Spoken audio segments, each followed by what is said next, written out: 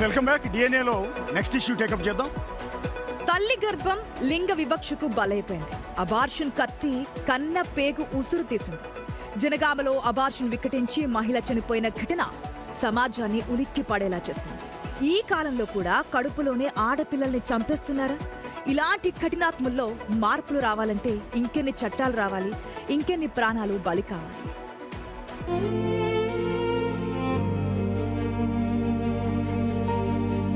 Digital ఇండియాని విర్రవీగుతున్నాం. అదే digital యుగంలో ఆడపిల్లలపై ఊచకోతలు చూస్తున్నాం. ఏ సమాజంలో బతుకుతున్నాం? ఇంకా ఆడపిల్లల్ని కడుపులోనే సమాధి చేసేస్తున్నారా?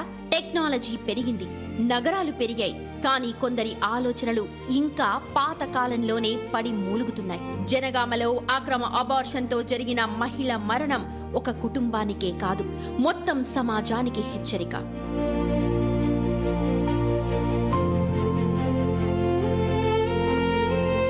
అమ్మా అని పిలిచేందుకే ఆ శిశువు ఆయుష్ అడగడమే నేరమా?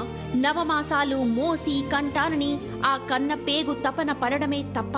ఆ కసాయి తండ్రి ఇవేమీ పట్టించుకోకుండా అబార్షన్ కత్తితో 2 ప్రాణాల్ని బలి తీసుకున్నాడు. చట్టాలున్నాయి, నిబంధనలు ఉన్నాయి, కానీ కాసుల కక్కుర్తి కోసం కడుపు కోతలు కోసేందుకు కత్తులు పట్టుకొని తిరుగుతున్నారు కొందరు డాక్టర్లు.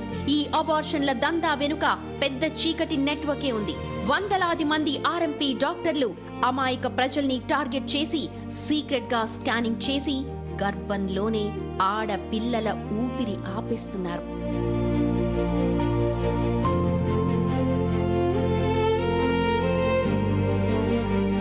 చట్టాలు మరింత కఠినంగా తీసుకురావచ్చు, నిఘా మరింత పెరగొచ్చు, కానీ నిజమైన మార్పు కోర్టుల్లో కాదు, మన ఇళ్లలో మొదలవ్వాలి, మన ఆలోచనల్లో పుట్టాలి.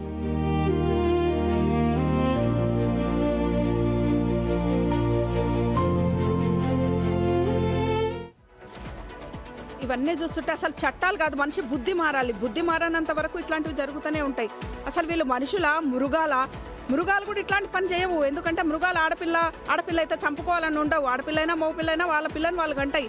కానీ ఇదెక్కడ దిక్కుమాలిన మనుషులు, వీళ్ళెక్కడి మనుషులు? ఎంత దుర్మార్గమైన పని ఇప్పుడు బయటపడ్డది కాబట్టి మనకు తెలుస్తుంది. జనగామ ఇష్యూ తెలంగాణ వ్యాప్తంగా ఎన్నో చోట్ల ఎన్నో ప్రాంతాల్లో ఇదే పరిస్థితి జరుగుతుంది. మొబైల్ టెస్టింగ్ ల్యాబ్స్ వచ్చేసి ఆడపిల్ల అయితే చంపేస్తున్నారు. ముఖ్యంగా ఆర్ఎంపీ డాక్టర్లు దీనికి మీడియేటర్లుగా ఉంటారు. వాళ్ళు మీడియేటర్లుగా ఉండి వాళ్ళని ఒక కన్సర్న్ హాస్పిటల్ పెట్టుకుని హాస్పిటల్లో యథేచ్ఛగా అబార్షన్లు చేస్తున్నారు. ఈ మధ్య కాలంలో అంటే చెప్పొద్దు కానీ మనము రీసెంట్గా ఒక సర్వే రిపోర్ట్ విడుదలైంది.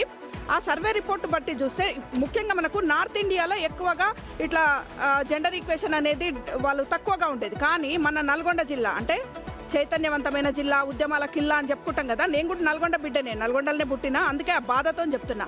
నల్గొండ జిల్లాలో జెండర్ ఈక్వాలిటీ 1000 మంది అబ్బాయిలకి 787 మంది.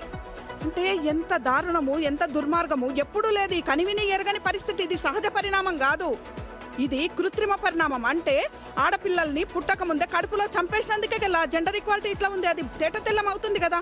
ఇంకా విచిత్రం ఏంటంటే ఆ రిపోర్టు మనం ఎవరో రాసింది కాదు, సెంట్రల్ గవర్నమెంట్ చేసిన రిపోర్టు ప్రకారం వచ్చింది. ఇది తెలంగాణ వ్యాప్తంగా 33 జిల్లాలు ఉంటే దాదాపు 13 జిల్లాల 900కు మించి లేరు. ఇంకా దుర్మార్గం ఏమైనా మేడ్చల్, మల్కాజ్గిరి, రంగారెడ్డి జిల్లా అభివృద్ధి, ఆకాశ ఆర్మాలు, మేము నాగరికులం, మేము అభివృద్ధి చెందిన వాళ్ళం అంటారు కదా. ములుగు జిల్లాను చూసి వీళ్ళు నేర్చుకోవాలి. ములుగు జిల్లాలో ఎంతోమంది ఆదివాసీలు ఉంటారు. కొమరంభీం, ఆసిఫాబాద్లో ఆదివాసీలు ఉంటారు. అక్కడ 991 జెండర్ ఈక్వేషన్. అంటే ఎక్కడ పోతున్నాము? ఏం నాగరికత? కడుపులోని బిడ్డని బతకనిస్తే నాగరికత, కడుపులోని బిడ్డని వెలుగు చూపిస్తే చైతన్యము. ఇదెక్కడి చైతన్యము? అంటే ఆటవికుల కంటే దారుణంగా ఉన్నారు, అడవి జంతువుల కంటే దారుణంగా ఉన్నారు. వీళ్ళని మనుషులు అంటారా? చట్టాలు వస్తే మారారు, వీళ్ళ బుద్ధి మారాలి, వీళ్ళ ఆలోచన మారాలి. అప్పటి వరకు ఎవరు ఎన్ని తెచ్చినా కూడా ఇది మారాలి. మనం ఇదే ఇష్యూని డిఎంహెచ్ఓ దృష్టికి తీసుకెళ్లాము, ఆమె రియాక్ట్ అయ్యారు. అలాగే మంత్రి, ఆరోగ్య శాఖ మంత్రి దామోదర రాజనరసింహ గారి దృష్టికి తీసుకెళ్ళినప్పుడు ఆయన ఇమీడియట్గా అధికారులని ఆదేశించారు, సీరియస్ యాక్షన్ తీసుకుంటారని కూడా చెప్పారు, రైట్స్ కూడా చేయమని చెప్పారు. ఇక్కడ మనం గమనించాల్సింది ఏంటంటే, ఇక్కడ రమాదేవి చెప్పినట్టుగా అసలు వీళ్ళు మనుషులేనా అనిపిస్తుంది. ఎస్, కరెక్టే. కానీ ఇక్కడ 2 కారణాలు ఉన్నాయి. ఒకటి, డబ్బులు కక్కుర్తిపడిన ఒక ఆర్ఎంపీ వీళ్ళని తీసుకెళ్ళి కడుపులో ఉన్న ఆడపిల్ల మగపిల్లాడు అని తేల్చడానికి స్కానింగ్ చేయించాడు. అది కూడా ఇల్లీగల్గా. ఒక ఏఎన్ఎం ఈమెకి అబార్షన్ చేసింది. సో వాళ్ళిద్దరూ డబ్బులు కక్కుర్తిపడే ఆ బిడ్డ ప్రాణం తీశారు, దాంతోపాటు తల్లి ప్రాణం తీశారు.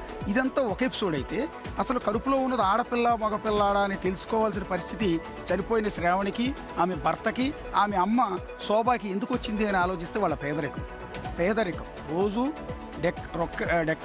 డెక్కాడితే కానీ డొక్కాడని దీనమైన పరిస్థితి ఆ కుటుంబాన్ని. ఇప్పటికే 2 ఆడపిల్లలు ఉన్నారు. వాళ్ళ అమ్మ శోభకి 3 ఆడపిల్లలు, అందులో రెండో కూతురు శ్రావణి. ఆల్రెడీ తల్లి 3 ఆడపిల్లలతో భర్త లేక ఆ 3 ఆడపిల్లల్ని సాకలేక పెళ్లి చేయలేక నానా అవస్థలు పడ్డాను. మళ్ళీ నువ్వు కూడా మళ్ళీ 2 ఆడపిల్లలు నీకున్నారు, మళ్ళీ 3వది కూడా ఆడపిల్లే పుడితే రేపొద్దు నీ భర్త నిన్ను పట్టించుకోడు అని ఆ తల్లి బాధపడింది. అదే క్రమంలో ఈ భార్య శ్రావణి కూడా భర్త వల్ల చాలా ఇబ్బంది పడుతుంది. ఈ లోపం అంతా ఉన్నది భర్తలో. ఎందుకంటే ఈసారి పుట్టేవాడు ఆడపిల్ల పుట్టడానికి వీలేదు, మగపిల్లాడే కావాలి, నాకు వారసుడి కావాలని ఆ భర్త ఫోర్స్ చేయటం, ఇప్పటికే 2 ఆడపిల్లల్ని పోషించలేక ఆటో డ్రైవర్గా నేను ఇబ్బంది పడుతున్నాను ప్రతిరోజు భార్యని రాచి రంపాలు పెట్టడం. సో ఇదంతా భరించలేక మళ్ళీ ఆడపిల్ల పుడితే ఇతను నన్ను బతకనీయడన్న ఉద్దేశంతో ఆమె తన కడుపులో ఉన్న బిడ్డను తీయించుకోవాలనుకుంది. ఎంటైర్ ఎపిసోడ్లో కారణం ఏంటి అంటే పేదరికం కారణంగా ఈరోజు ఆ బిడ్డని ఆ తల్లి చంపుకోవాలనుకుంది. భర్త ఆడపిల్ల అని తెలిసింది కాబట్టి భర్త చంపాలనుకున్నాడు, కొడుకు కావాలన్న ఆ దుర్మార్గమైన ఆలోచన ఆ భర్తది. సో ఈమె ఎట్లాగో ఆ భర్త వేధింపులతో ఈమె చంపించుకోవాలనుకుంది ఆ బిడ్డని. సో అలా ఆర్ఎంపీ దగ్గరికి వెళ్ళారు, ఆర్ఎంపీ ఏఎన్ఎం దగ్గరికి తీసుకెళ్ళాడు. ఇలా జరిగింది. సో వ్యవస్థీకృత లోపాలు కొన్ని ఉన్నాయి. ఎంటైర్ తప్పు చేశారు అంటే 2 వైపులా కూడా మనకు చాలా క్లియర్గా తప్పు కనపడుతోంది. సో మనం అనుకోవచ్చు అదేంటి పేదరికి ఇవాళ రేపు ఆడపిల్ల ఎలా అయినా బతుకుతుంది కదా, ఏం చేసైనా బతుకుతుంది కదా అని మనం అనుకుంటాం. కానీ వాళ్ళ కోణంలో చూస్తే అలా అది చాలా పెద్ద బడ్డెన్గా అనిపిస్తుంది వాళ్ళకి. సో వాళ్ళ ఆలోచన మారాలి, వాళ్ళకి అవగాహన కల్పించాల్సిన పరిస్థితి ఎంటైర్ ప్రభుత్వాల మీద ఉంది. తప్పకుండా ఆడపిల్ల అంటే భారం అనే ఒక ఆలోచన విధానాన్ని మార్చుకోండి.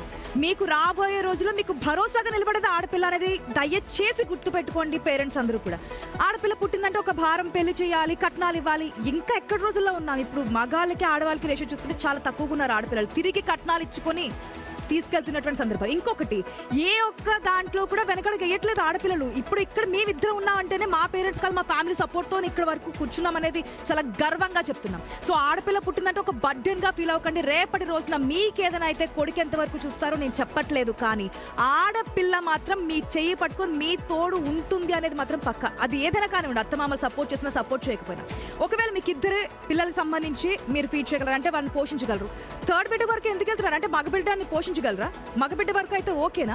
ఆడపిల్లని కడుపులోనే చూసుకొని చంపేసేంత క్రూరత్వం ఎందుకు వస్తుంది? ఆ మైండ్ సెట్ మారండి. ఎక్కడికో వెళ్తున్నాం మనం, ఇప్పుడు అంతరిక్షంలోకి వెళ్ళి అక్కడ ఉండాలి అనే థాట్స్తో ఉన్నప్పుడు ఆడపిల్లని చంపేసేయాలని ఇంకా చిన్న మైండ్ సెట్తో ఎందుకు ఉంటున్నారు? ప్లీజ్ ఆ మైండ్ సెట్ మార్చండి. మార్చడానికి ప్రభుత్వాలు కూడా ముందడుగు వేయాలి. ఈ రోజులో ఏ విధంగా ఉందనేది కూడా క్లియర్ కట్గా ప్రజలకు వివరించాలనేది నేను అనుకుంటున్నాను. అశోక్ గారు, పేదరికం కంటే కూడా క్రూరత్వం, అది క్రూరత్వం అంటారు. క్రూరత్వం ప్రమాదకరం. ఇప్పుడు నా వయసు 40 ఏళ్ళు. 40 ఏండ్ల కిందనే మా నాన్నకు 3 ఆడపిల్లలం. ఆ 3 ఆడపిల్లలను కూడా వెల్ సెటిల్డ్ అయిపోయినా మా కాళ్ళ మీద నిలబడుతున్నాం. ఇప్పుడు పేదరికం ఎప్పుడు అడ్డు కాదు, ప్రేమ ఉంటే చాలు ఎట్లయినా బతకొచ్చు. ఇప్పుడు తిండికి లేని సమాజం ఏం లేదు. కాబట్టి ఇదైతే క్రూరత్వం. పేదరికం అనేది ఒప్పుకోరు నేనైతే. అంటే ఇక్కడ మొదటి హంతకుడు ఖచ్చితంగా చనిపోయిన శ్రావణి భర్త. నాకు మగపిల్లాడే కావాలి, ఆడపిల్ల వద్దు అనేది. మీరు అన్నట్టుగా పేదరికం అనేది సెకండ్